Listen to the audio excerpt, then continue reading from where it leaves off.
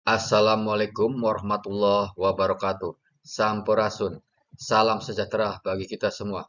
Perkenalkan, saya Guru Widyo Utomo Hartoyo, penata layanan operasional di bidang tanaman pangan Dinas Pertanian Kabupaten Cirebon. Hari ini, izinkan saya memaparkan laporan akhir orientasi pengenalan nilai dan etika P3K dengan rencana aksi perubahan yang saya susun dengan judul Transformasi Tata Kelola Sertifikasi untuk mengakselerasi ketersediaan benih unggul tanaman pangan di Kabupaten Cirebon. Baik, kita mulai dengan latar belakang. Dasar hukum dari konteks orientasinya adalah Undang-Undang Nomor 5 Tahun 2014, PP Nomor 49 Tahun 2018, orientasi wajib bagi P3K baru dilaksanakan dengan 3 kali pertemuan coaching. Baik, berikutnya adalah latar belakang pemilihan isu utama, yaitu 1. Keterlambatan ketersediaan dan distribusi benih unggul bermutu, sertifikat benih lambat karena tata kelola manual sehingga menimbulkan waktu tanam mundur, pola tanam serempak terganggu.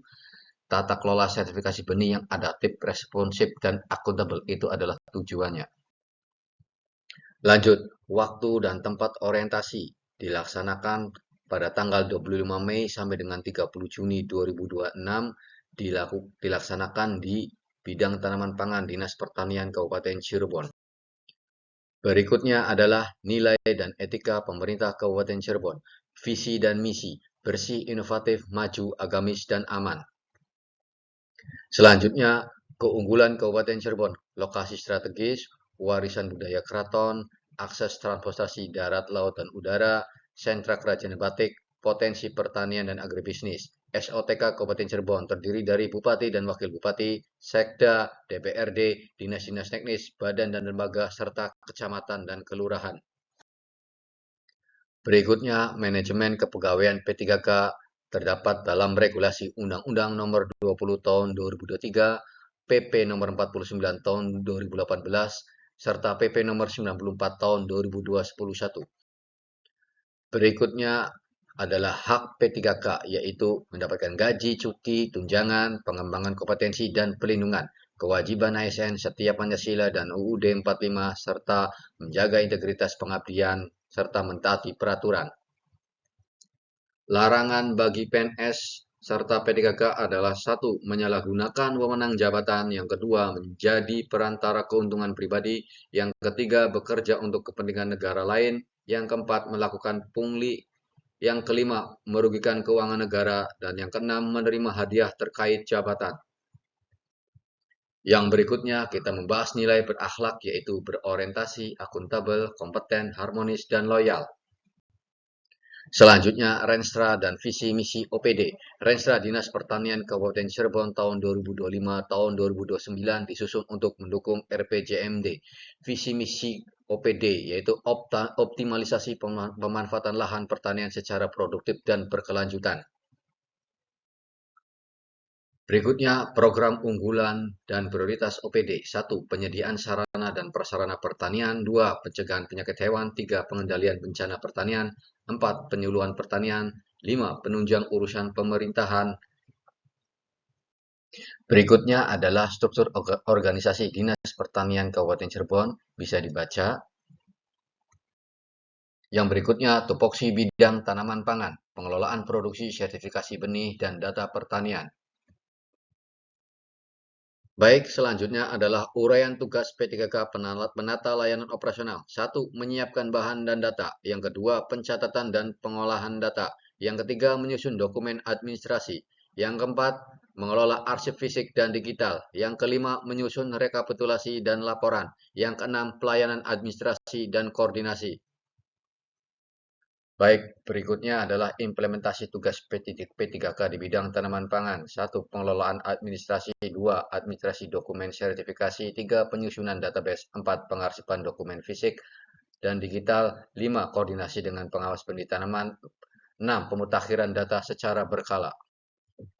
Baik, ini adalah salah satu bahasan yang paling menarik, yaitu sebelum kita menentukan rencana aksi, kita harus mengidentifikasi isu dahulu. Isu yang berkembang tentang permasalahan sertifikasi benih adalah 1. Keterlambatan ketersediaan dan distribusi benih bersertifikat unggul bermutu saat tiba musim tanam, sehingga waktu tanam petani mundur dan pola tanam serempak terganggu. Semua itu terjadi karena tata kelola administrasi sertifikasi benih masih lambat dan manual, sehingga petani mengambil jalan pintas untuk membeli benih yang tidak bersertifikasi atau ilegal di lapangan. Dan gagasan untuk pemecahan masalah isu tersebut adalah satu, transformasi prosedur atau alur birokrasi agar dipangkas waktu. Artinya menyederhanakan alur pengajuan sertifikasi dari produsen benih ke BPSB atau Balai Pengawasan dan Sertifikasi Benih. Kedua, mengelola administrasi dokumen standar operasional atau SOP pelayanan sertifikasi yang disederhanakan. Dan proses pemeriksaan administrasi hingga lapangan tidak berbelit-belit. Dan yang ketiga, penerapan metode uji cepat di laboratorium dan pengondisian sistem pelaporan terpadu.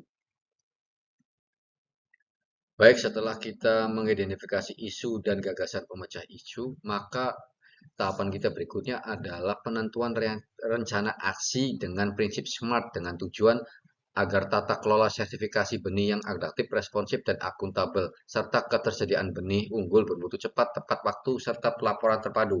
Prinsip SMART yaitu terdiri dari satu spesifik agar penyederhanaan SOP alur birokrasi serta penerapan metode uji cepat di lab serta pelaporan terpadu. Measurable memangkas waktu penerbitan sertifikat 30% dari 20 hari kerja ke 14 hari sehingga bisa lebih cepat. Achievable optimalisasi kinerja pengawas benih tanaman yang ada serta kolaborasi intensif. Relevan mengatasi isu keterlambatan distribusi benih yang sering dihadapi petani saat musim tanam tiba. Yang terakhir adalah Tembon. Tembon adalah metode uji cepat laboratorium dan penurunan waktu sertifikasi menjadi 14 hari kerja. Baik, setelah kita mengidentifikasi isu dan kita mendapatkan gagasan pemecah isu dan kita menentukan rencana aksi melalui sistem SMART, saya merumuskan matriks rencana hasil kerja sebanyak 3 kegiatan. Di antaranya adalah satu, terlaksananya evaluasi dan penyederhanaan alur birokrasi pengajuan sertifikasi benih tanaman pangan yang efektif dan responsif. Tujuan kinerjanya adalah untuk memangkas birokrasi dan mempersingkat waktu tunggu proses pengajuan sertifikasi oleh produsen atau penangkar benih. Indikator pencapaian presentasi dokumen permohonan sertifikasi yang terverifikasi dan valid minimal 98%. Waktu perolehan Januari sampai Maret.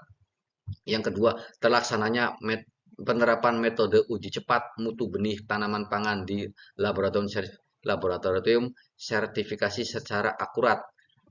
Tujuan kinerja mempercepat waktu pengujian dan kemurnian genetik benih tanpa menurunkan standar mutu yang ditetapkan. Indikator pencapaiannya adalah menurunnya durasi rata-rata pengujian laboratorium sebesar 30% dari waktu standar sebelumnya. Waktu perolehan Januari sampai Desember.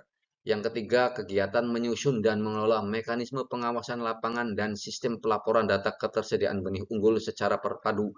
Tujuan kinerjanya adalah untuk menjamin keterpaduan data hasil uji sertifikasi dengan peta kebutuhan benih petani untuk mempercepat distribusi menjelang musim tanam. Indikator pencapaian persentase validitas data stok benih unggul tersertifikasi yang terlaporkan secara tepat waktu minimum 95%, waktu perolehan Januari sampai dengan Desember.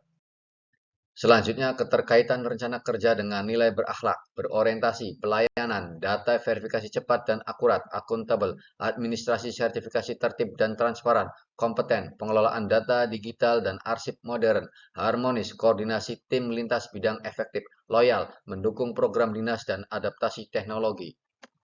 Baik, berikutnya adalah penutup. Saran, orientasi P3K wajib membekali pegawai dengan nilai dan etika instansi pemerintahan sebagai landasan profesionalisme kerja. P3K bidang tanaman pangan siap menjadi ASN berakhlak. Tingkatkan program pelatihan berkesinambungan bagi seluruh P3K di lingkungan Kabupaten Cirebon.